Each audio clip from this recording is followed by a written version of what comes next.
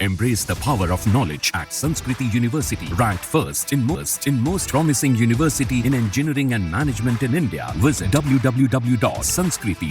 माननीय सदस्य श्री अखिलेश यादव जी।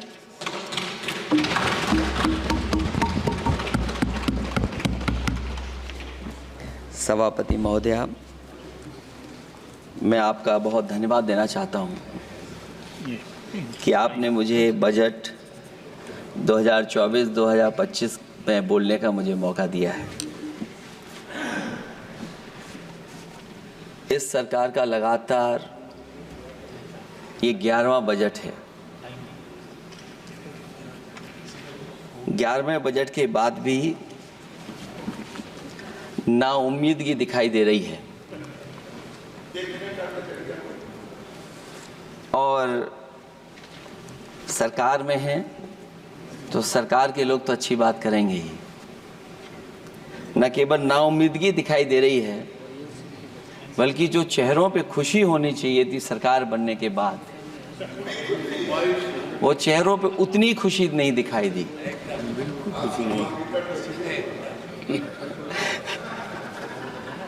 ये 11वें बजट में बेरोजगारों के लिए, युवाओं के लिए, गांवों के लिए और उनकी तकलीफ परेशानी का जो मुद्दा है वो 9-2-11 दिखाई दे रहा है मुझे। महंगाई में घर चलाना, बच्चों को पढ़ाना और घर के बड़े बुजुर्गों की दवा इलाज से लेकर के महंगाई का जो सामना करना पड़ रहा है, ये बातें परिवार वाले बखूबी जानते हैं।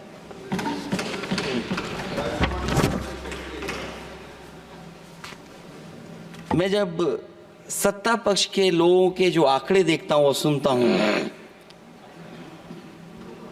अगर इतना सब कुछ 10 साल में अच्छा हुआ है तो आप हंगर इंडेक्स में कहां खड़े हैं? अगर 10 साल बाद भी यही बात सत्ता पक्ष की तरफ से आएगी कि हम कहां खड़े हैं।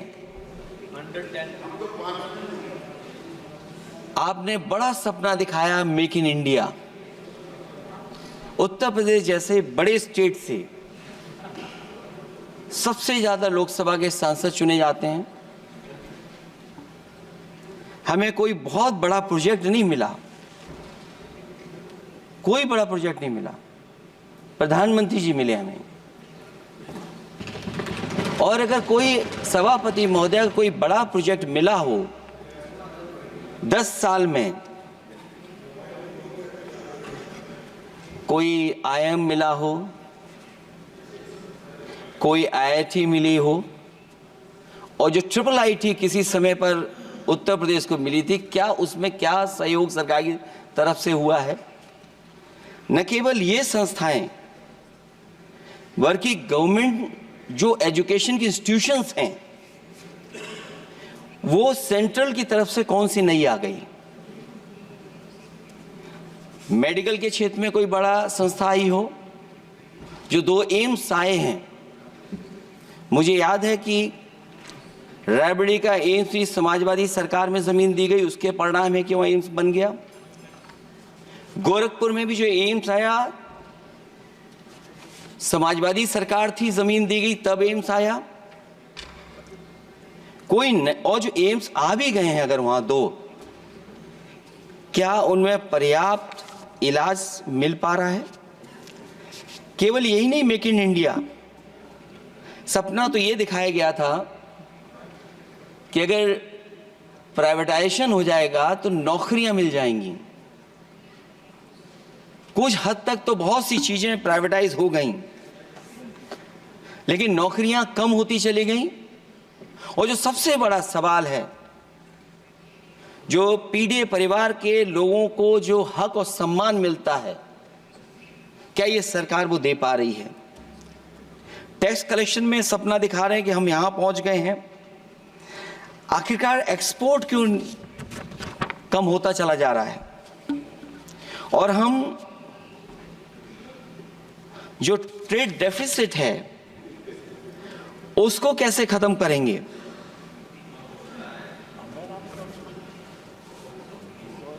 10 साल में अगर हम वहीं के वहीं खड़े हैं और कोई ऐसा कुछ न दिख रहा हो और परिणाम जो रिजल्ट आए हैं यूपी के, उसमें दिखाई दे रहा है कि आपने कितना काम किया है। सभापति महोदय, अगर ये सब कुछ अच्छा किया होता तो क्या परिणाम ऐसे आए होते? जहां हारे ही नहीं हैं आप, सीटें ही कम नहीं हुई हैं। देश के प्रधानमंत्री जी भी वोट से हारे हैं, वोट से हारे हैं। जो कभी 5 लाख तक जीतना था जिन्हें, या 10 का टारगेट बनाया था, कितने से जीते? तो कम से कम इन चीजों को तो देखें।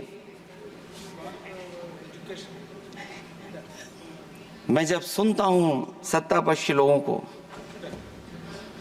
तो मुझे वो लाइनें याद आ जाती कि वो झूठ बोल रहा था, बड़े सलीके से मैं एतवार न करता तो और क्या करता।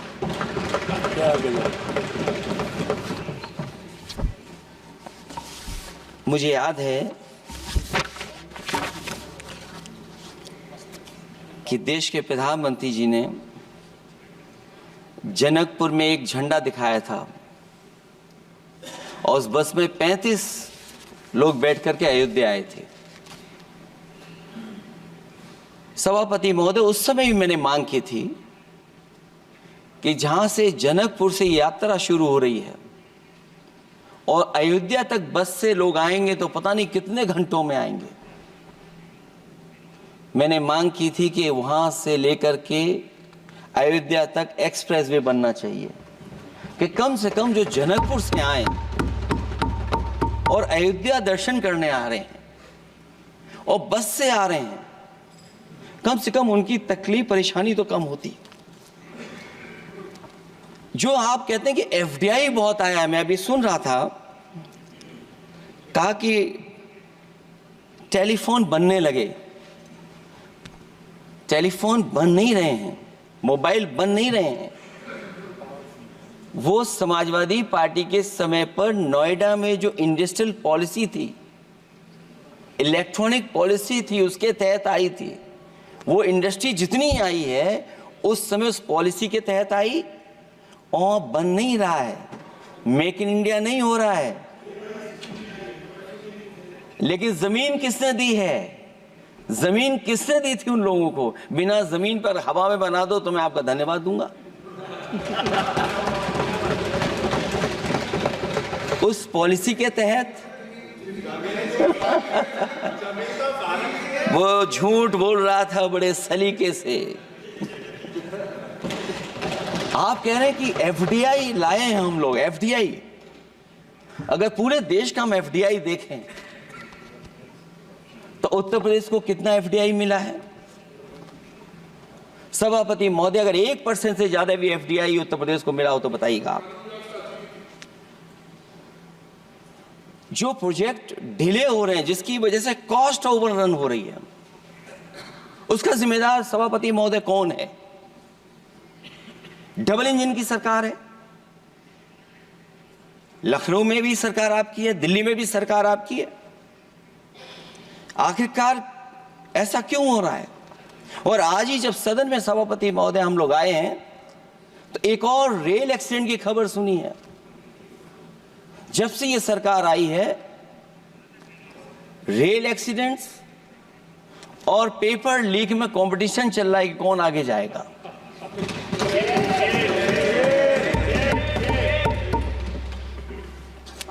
मैं तो अखबारों में पढ़ता था सभापति महोदय कि तोड़ फोड़ करके ये सरकार बनाते हैं।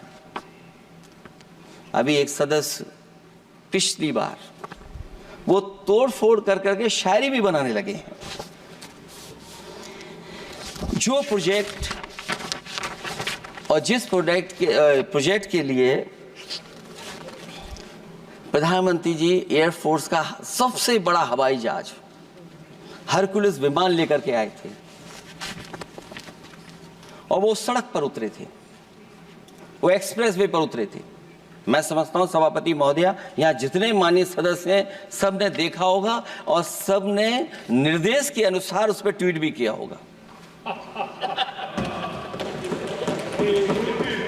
वो जो एक्सप्रेस वे अगर किसी ने बनाया था सभापति महोदय, जो डिजाइन, टेक्नोलॉजी का पार्ट, अलाइनमेंट, वो समाजवादियों की देन थी, वो आपकी देन नहीं थी। ये बात मैं इसलिए कह रहा हूं सभापति महोदया, क्योंकि इस बजट में सरकार चलाने के लिए आपने पैकेज दिया है। हमें कोई नाराजगी नहीं है पैकेज देने की, आप पैकेज और दीजिए। लेकिन अगर आप बक्सर से भागलपुर एक्सप्रेस वे बना रहे हैं तो आप उत्तर प्रदेश के पूर्वांचल एक्सप्रेस वे को क्यों नहीं जोड़ रहे हैं?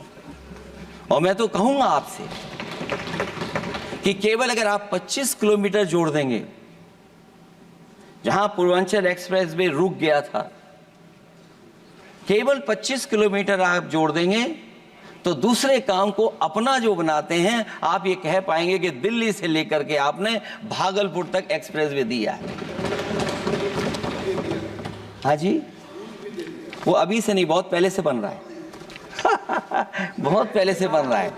मैं ये नहीं कहना चाहता कि क्या दिया आपने, मैं ये कहता हूं कि अगर आप बक्सर से भागलपुर एक्सप्रेस वे दे रहे हैं केवल बिहार के लोगों को खुश करने के लिए, मैं उससे सहमत हूं कि आप बिहार की तरक्की के लिए एक्सप्रेस वे दें, लेकिन जो पखनपुरा, जो आखिरी गांव है जहां पर छूट गया है, वहां से आप क्यों नहीं जोड़ रहे हैं?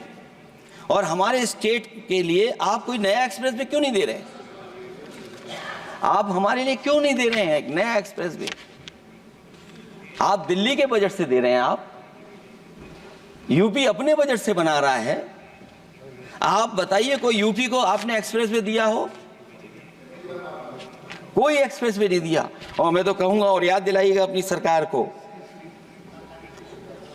एक बुंदेलखंड एक्सप्रेस वे बना था,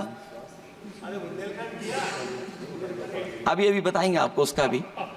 सभापति महोदय, एक बुंदेलखंड एक्सप्रेस वे दिया सरकार ने, उत्तर प्रदेश सरकार ने, वो दिल्ली के बजट का नहीं है। मैं मांग कर रहा हूं कि दिल्ली के बजट से कोई एक्सप्रेस वे मिलना चाहिए।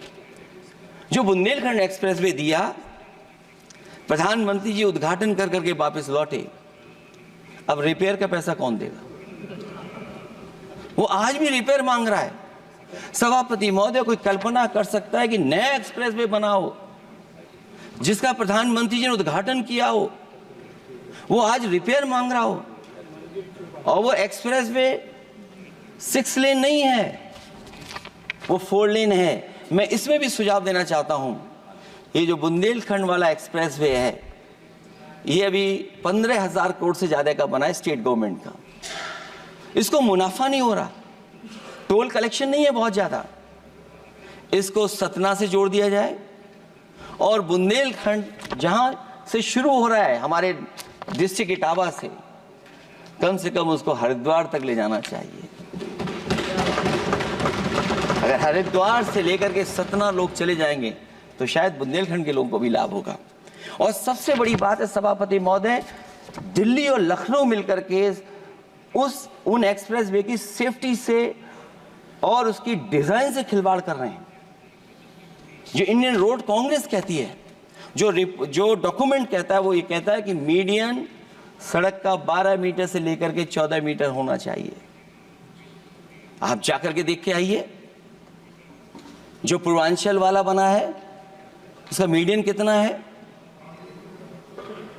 क्या भविष्य में आपने चलने वालों की सेफ्टी के साथ खिलवाड़ की है कि नहीं की है? ये आपको विचार करना पड़ेगा। जिस समय लद्दाख और चीन को लेकर के सवाल उठा था सभापति महोदय, उस समय पॉलिटिकल पार्टी से सुझाव मांगे गए थे और सुझाव ये मांगे गए थे कि आप क्या सुझाव देना चाहते हैं। तो उस समय जो सुझाव समाजवादी पार्टी ने दिया था, वो सुझाव ये था कि लिपू लेक से लेकर के आपके ग्वालियर तक 6 लेन हाईवे बनना चाहिए। कभी जरूरत पड़ने पर सीमाओं पर हमारी फौज का आना जाना जल्दी हो जाए। और मुझे याद है, जो अखबारों में मैंने पढ़ा था, सरकार ने उसको स्वीकार कर लिया था कि 6 लेन हाईवे बनेगा वो। लेकिन जब टेंडर की बात आई तो सुनने में आया कि वो 4 लेन बनने जा रहा है। और अभी जब वो काम हो रहा है, जब काम मैंने दोबारा उसको देखा तो पता लगा कि डबल लेन पेव शोल्डर बन रहा है। सोचिए कहां 6 लेन बनाने की बात थी, आप डबल लेन पेव शोल्डर बना रहे हैं। और पता नहीं कौन उस हाईवे को डिजाइन किसने किया है डिजाइन, कि जितने भी कस्बे उसके आसपास पड़ रहे हैं, कस्बे वाले अब नाला कहां से बनाएं, घर ऊंचा करें कि सड़क को तोड़ें। बहुत सारे कस्बों को वो समस्या के संकट में डाल दिया है सरकार ने।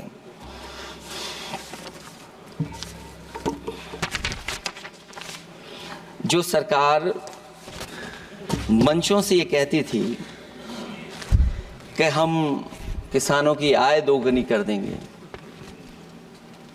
आज तो 11 साल हो गए सरकार को। किसान की आय दोगुनी हो गई क्या सरकार बताए? और अभी मैं बहुत सारे माननीय सदस्यों को जब सुनता हूं तो वो कहते हैं कि हम एमएसपी दे रहे हैं। अगर आप एमएसपी दे रहे हैं तो उसकी कानूनी गारंटी क्यों नहीं दे रहे हैं? आप कानूनी गारंटी दीजिए। और फिर कई बार सुनने को मिलता है कि हॉर्टिकल्चर क्रॉप्स के लिए आप क्या कर रहे हैं, उसके एमएसपी की कब तैयारी करेंगे आप? और फिर आय दोगुनी में आप कितना देंगे किसान को? जो पिछले बार बजट में कहा गया था कि एग्रीकल्चर इंफ्रास्ट्रक्चर के लिए 1 लाख करोड़ देश को मिलेगा। अगर 1 लाख करोड़ देश को मिला होगा एग्रीकल्चर इंफ्रास्ट्रक्चर को, तो कम से कम यूपी का शेयर कुछ तो रहा होगा। सभापति महोदय, सरकार ने अगर एक भी मंडी बनाई हो तो बता दें। हाँ, ये अलग बात है कि अगर आप कोई चीज सुधारने के लिए कोई परिवर्तन कर रहे हैं, स्टोरेज के लिए किसी को पहले ही बता दे रहे हैं, वो बात अलग है। लेकिन किसान कहां जाएगा जहां उसको रेट मिलेगी?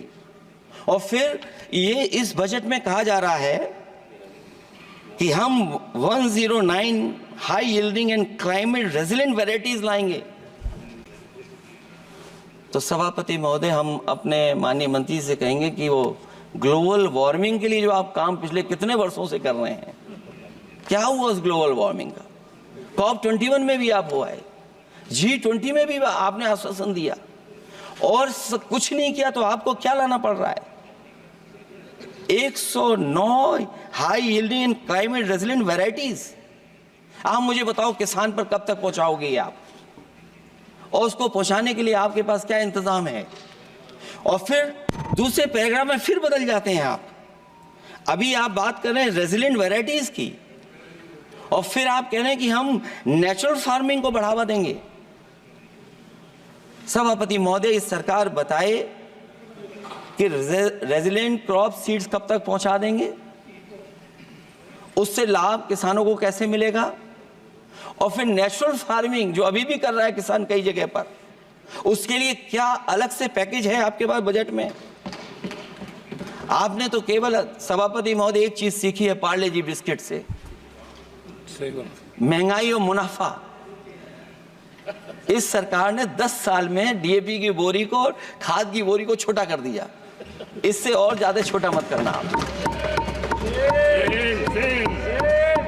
और आपने डीएपी, जब किसान डीएपी लेने गया तो सरकार ने कहा कि बिना नैनो यूरिया के आप नहीं मिलेगा आपको।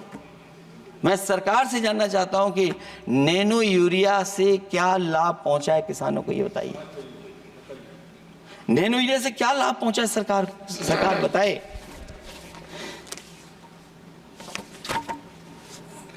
हमारे यहां बड़े बड़े आयोजन हुए सभापति महोदय,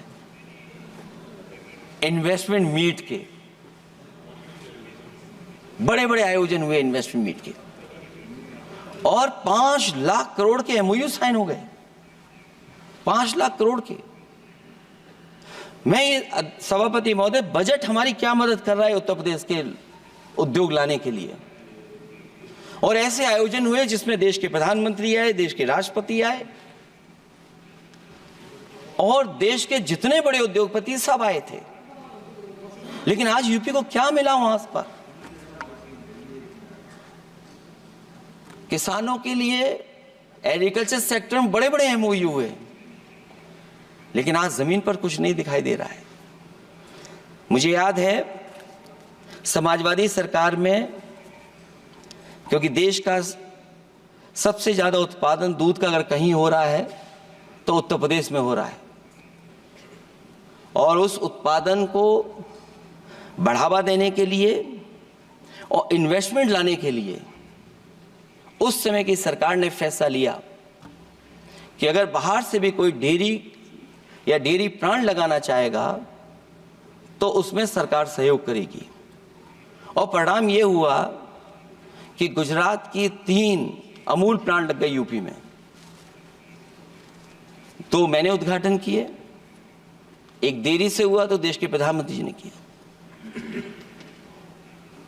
लेकिन उसके बाद कोई नया प्लांट आया हो तो बता दें। जो अमूल से पुरानी संस्था है, क्या उसका सहयोग कुछ करेंगे आप लोग? क्या आप पराग का सहयोग करेंगे कुछ? न केवल दूध उत्पादन में उत्तर प्रदेश आगे है, बल्कि चीनी में और गन्ने की पैदावार में भी कभी आगे कभी पीछे होता है। किसानों को भरोसा दिलाया गया था कि उनकी भी आय दोगुनी हो जाएगी, उनको भी बहुत सुविधाएं दी जाएंगी, बिजली फ्री दी जाएगी। सभापति महोदया उन्हें फ्री बिजली नहीं दी सका। ये आश्वासन था आपका। और आज अगर उत्तर प्रदेश पिछड़ इसलिए रहा है क्योंकि सबसे महंगी बिजली अगर कहीं कोई पा रहा है तो उत्तर प्रदेश पा रहा है। और मुझे याद है, क्योंकि बात ये मुझे इसलिए कहना चाहिए, बीजेपी के एक विधायक जो सबसे बुजुर्ग थे, वो देश के प्रधानमंत्री जी के क्षेत्र में बिजली 24 घंटे आए, उसके लिए वो धरने पे बैठ गए थे। वहां के अधिकारियों ने कहा कि बुजुर्ग हैं, इनका स्वास्थ्य बेहतर नहीं है, इनका धरना आप उठवा दीजिए। मैंने सभापति महोदय उनको बुलाया, मैंने उनकी बात सुनी। उन्होंने कहा कि प्रधानमंत्री जी के क्षेत्र में 24 घंटे बिजली होनी चाहिए। उसी दिन मैंने फैसला ले लिया कि प्रधानमंत्री के क्षेत्र में 24 घंटे रहेगी बिजली। और मैंने उससे मांग की सभापति महोदय कि उत्तर प्रदेश देश के प्रधानमंत्री को बनाने में सबसे बड़ा सहयोग किया है, इसका कम से कम बिजली का कोटा तो बढ़ जाए यूपी का। वो 8 साल हो गए, उत्तर प्रदेश ने देश के प्रधानमंत्री को तो दे दिया, लेकिन अभी तक बिजली का कोटा नहीं बढ़ा। हमें उम्मीद है 11 शुभ होता है, इस 11वें बजट में कुछ तो सुविधाएं ऐसी उत्तर प्रदेश को दी जाएंगी जिससे वहां के लोगों को लाभ पहुंचे, मदद पहुंचे।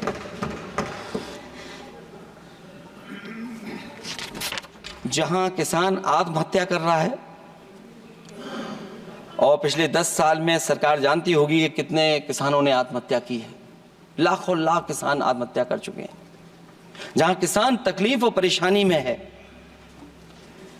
वहीं सबसे ज्यादा अगर संकट किसी चीज पर आया तो वो नौकरी पर आया है, रोजगार पे आया है। जब सरकार का बजट मैं पढ़ता हूं तो जो स्कीम्स लाई जा रही हैं उसमें, क्या ये स्कीम नौजवान को पक्की नौकरी दिलाएगी? क्या इन स्कीम से 5,000 रुपए देकर के आप नौजवान का भविष्य बनाना चाहते हैं? आप क्या दे रहे हैं आप?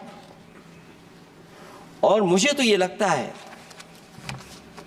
कि जो वर्क फोर्स आप बना रहे हैं ट्रेनिंग देकर के सरकार के पैसे से, अंतोगत्वा इनको भी एक्सप्लॉइट वही लोग करेंगे, उद्योगपति। आखिरकार जब इतनी टेक्निकल, इतनी ट्रेन फोर्स होगी, तो आप ये मुझे बताइए कि उसके भविष्य क्या होगा। अगर इतने बड़े पैमाने पे आप ट्रेनिंग करा रहे हो, सरकार का बजट उसमें खर्च हो रहा है, तो सभापति महोदय उनका भविष्य क्या होगा 5 साल के बाद? और जो अग्निवीर वाली नौकरी है, सभापति महोदया, कोई भी नौजवान जो फौज के लिए तैयारी करता है वो कभी स्वीकार नहीं कर सकता। जब पहली बार ये स्कीम आई थी अग्निवीर, उस समय बड़े बड़े उद्योगपतियों से ट्वीट कराया गया था कि अग्निवीर से अच्छी कोई योजना नहीं है, इनको हम नौकरी दे देंगे, हम अपने यहां रख लेंगे। और शायद सरकार में बैठे लोगों को यह बात याद होगी, क्योंकि सरकार खुद स्वीकार करती है स्कीम ठीक नहीं है, तभी वो अपनी अपनी सरकारों से कह रहे हैं कि अग्निवीर वाले जो लौट करके आएंगे उन्हें कोटा दीजिए, आप नौकरी दीजिए।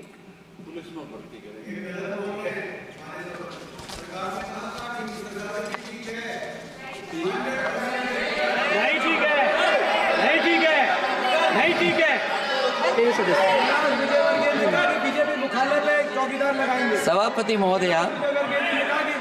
महोदया, मैं बैठ जाता हूं, आप खड़े होकर के कह दीजिए अग्निवीर व्यवस्था अच्छी है।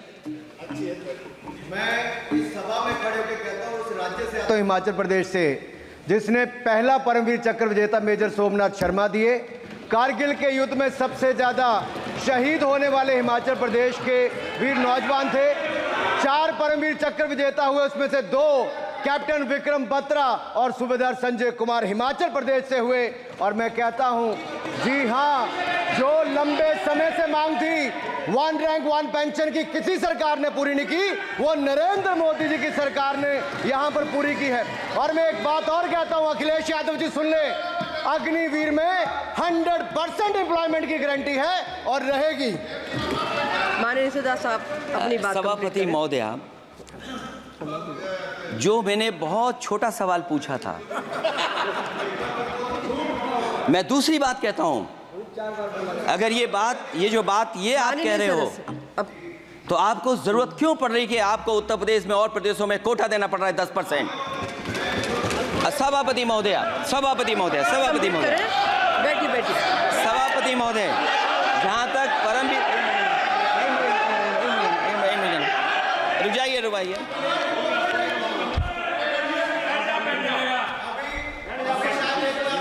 अरे सुनने दो। माननीय सदस्य, आप अपनी सभापति महोदय, चैल जानते हैं आप कहाँ हैं? चैल जानते हैं आप कहाँ हैं? कभी गए हो उस मिलिट्री स्कूल में? मैं खुद मिलिट्री स्कूल का पढ़ा हूँ। और आप परमवीर चक्र की बात कर रहे हो, तो हम भी तमाम नाम गिना सकते हैं। माननीय सदस्य, मैं आग्रह कर रही हूँ, आपस में चर्चा न करें। ये सभापति महोदया, ये सभापति महोदया, जी 1 मिनट से भी कम,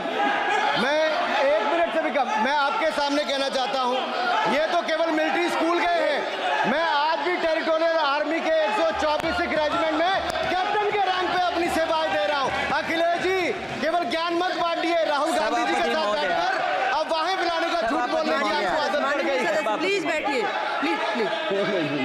माननीय सदस्य से मैं आग्रह कर रही हूं, आप अपनी बजट पर चर्चा करें। सभापति महोदय, आपका समय पूरा हो गया है, मैं प्लीज कंप्लीट करिए। सभापति महोदय, मैं इसलिए नहीं कह रहा, मैं क्या बात कहना चाहता हूं, शायद मंत्री जी नहीं रहे इसलिए तकलीफ परेशानी ज्यादा है। और आप, अरे हमारा दर्द नहीं समझोगे, हम आपका दर्द चेहरे से पढ़ते हैं। अच्छा, दर्द मैं बताता हूँ। माननीय सदस्यों से मैं आग्रह कर रही हूँ, सभापति महोदय, दर्द मैं बताता हूँ। आप बजट पर चर्चा करिए। प्लीज बजट पर सभापति जी, दर्द मैं बताता हूं। देखिए, दर्द बात पहुंचेगी कि नहीं पहुंचेगी। सभापति महोदय, उत्तर प्रदेश से जब से हारे हैं तब से कोई नमस्कार नहीं कर रहा है। तकलीफ वो है आपको। कंप्लीट करिए। वो वीडियो हमने देखा है कि कोई किसी को नमस्कार नहीं कर रहा है, कोई किसी को देख नहीं रहा है। चलिए, धन्यवाद माननीय। और जो अपने आप को बहुत ताकतवर कहते थे, आप अपने आप को, जिसने हराया उसको नहीं ये हटा पा रहे हैं। अब बात समझ में नहीं आई ना? माननीय जिसने हराया उसको नहीं हटा पा रहे। और अगर सभापति महोदय, अग्निवीर व्यवस्था समाजवादी लोग स्वीकार ही नहीं कर सकते। आप बजट पर पूरा अपनी बात रखिए। सभापति महोदय, अग्निवीर स्वीकार नहीं कर सकते। आप अपनी जब भी हम सत्ता में आएंगे, साल 2 साल, ये चलने वाली सरकार नहीं है, गिरने वाली सरकार है, याद रखना। माननीय सदस्य, और देखिए, आप क्यों नहीं समझ रहे हो? साइकिल हमारा चुनाव चिन्ह है, साइकिल ही आपको सरकार चलवा रही है। जिस दिन साइकिल हट गई, आप कहाँ बैठे मिलोगे? और दूसरे हमारे साथी हैं जो हमें लेकर के यहाँ लाए थे। माननीय सदस्य से मैं आग्रह कर रही हूँ, कंप्लीट करिए। सभापति महोदय, मैं दो तीन बातें कहता हूँ यूपी को लेकर के मैं मांग करता हूँ। कंप्लीट करिए आप। सभापति महोदय, चंबल एक्सप्रेस वे बनना चाहिए, क्योंकि देश का सबसे बड़ा एक्सप्रेस वे जो 1 लाख करोड़ का बना है वो दिल्ली मुंबई से है, और यूपी को क्यों नहीं जोड़ रहे हैं आप? गंगा को लेकर के सब चिंतित हैं। गंगा की सफाई अभी नहीं हुई है। जो बजट गया पता नहीं कहाँ चला गया, किसी को नहीं पता। जैसे पानी बहा वैसे ही बजट भी चला गया। दूसरा, क्योंकि मंत्री जी बैठे हैं, वो जानते होंगे मंत्री जी कि देश की सबसे अच्छी लाइन सफारी बनी है इटावा में, और उस लाइन सफारी को बनाने में हम लोगों को बहुत समय लगा, क्योंकि एक लाइन सफारी, एनिमल सफारी अगर बननी हो उसको बनाने में बहुत टाइम लगता है, बहुत जगह से परमिशंस लेनी पड़ती हैं।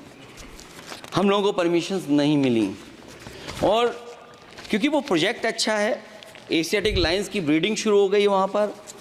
ये सरकार इसलिए नहीं शुरू करना चाहती है क्योंकि वो समाजवादियों ने बनाई है। पहली बार देश में एशियाटिक लाइन्स पैदा हो रहे हैं। नहीं, वहाँ पर इटावा में पहली बार हो रहे हैं, और वो इसलिए नहीं शुरू कर रहे हैं। और वो शेर मैं बता दूंगा आपको, शेर आया था कि कोई और आया था, वो कहानी मैं नहीं पढ़ूंगा यहाँ पर, फिर मैं बोल दूंगा तो फिर कहोगे कि क्या बोल दिया मैंने, इसलिए मत बुलवाइए तो ही अच्छा है। कि कुछ तो धन्यवाद माननीय सदस्य, धन्यवाद। कुछ मत बुलवाइए मुझसे। सभापति महोदय, मैं ये कहना चाहता हूँ कि लाइन सफारी, एनिमल सफारी उस क्षेत्र की, यूपी की प्राइड है वो, कि पहली बार ब्रीडिंग सेंटर एशियाटिक वहाँ पर बन गया है। दिल्ली की सरकार और यूपी की सरकार मिलकर के उसको शुरू नहीं होने दे रही है। मुझे उम्मीद है कि उसको शुरू करवा देंगे आप। और आखिरी में मैं कहता हूँ, चलते चलते आप 2 लाइनें कहता हूँ। बुनियाद को नकार कर जो इमारतें उठाएंगे, हम भी देखते हैं वो किस मंजिल तक जाएंगे। धन्यवाद। बहुत बहुत